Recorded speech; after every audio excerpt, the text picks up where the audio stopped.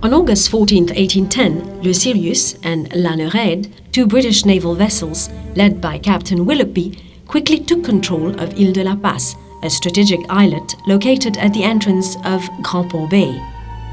On the morning of August 15th, inhabitants of Grand-Port were surprised to see the British flag hoisted over the islet's fortifications. As a result of the invasion of Île de la Passe, General Decamps tried to effectively organize the island's defenses against the British.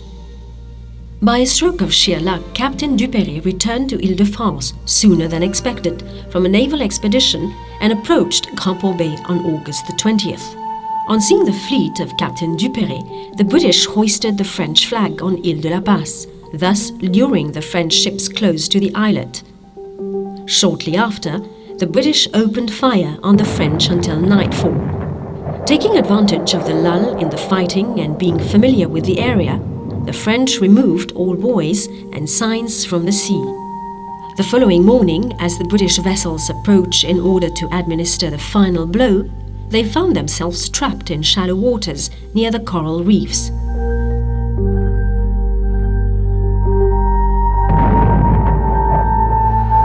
The French launched a counterattack, and the battle raged on furiously for 2 consecutive days.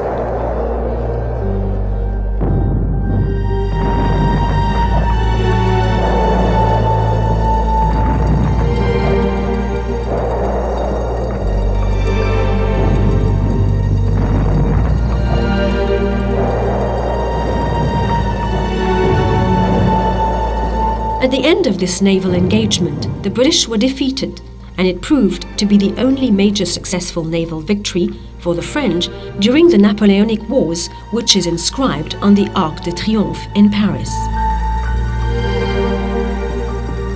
The toll of the Battle of Île de la Passe was 36 deaths and 111 wounded among the French. For the British, it was 276 deaths and wounded, with 4 vessels lost. Peculiarly, the British Captain Willoughby and his French counterpart Duperrey were both severely wounded, and they were treated in the same room at de Robillard's house in Mayberg.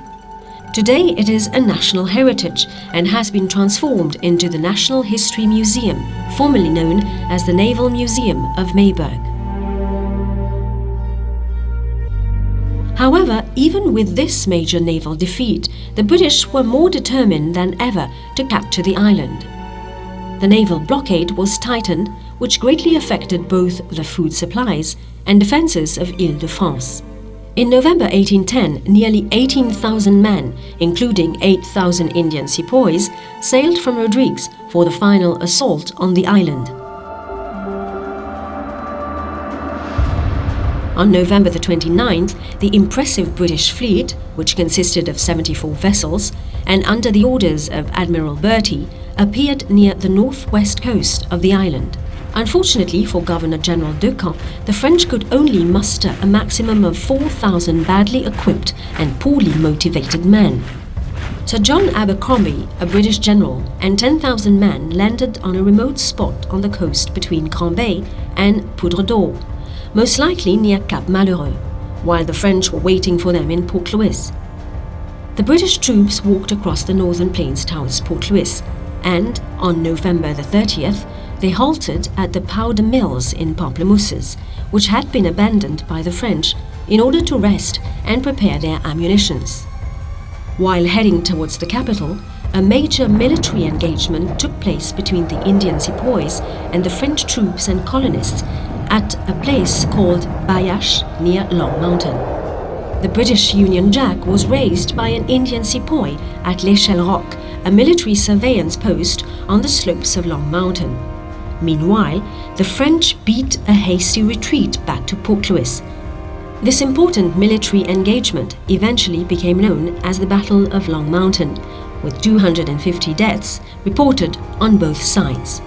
On the morning of the 2nd of December, Governor Decamps was informed by his military subordinates that an important British contingent had landed at Petite Rivière, to the south of Port Louis, in order to attack the French on a second front. The last governor of Île-de-France realized that the victory of the British over the French was assured.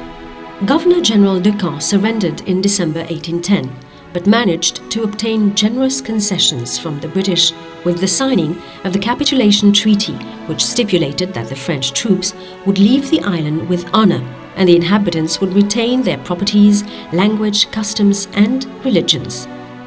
Equally important, the French legal system would remain almost intact.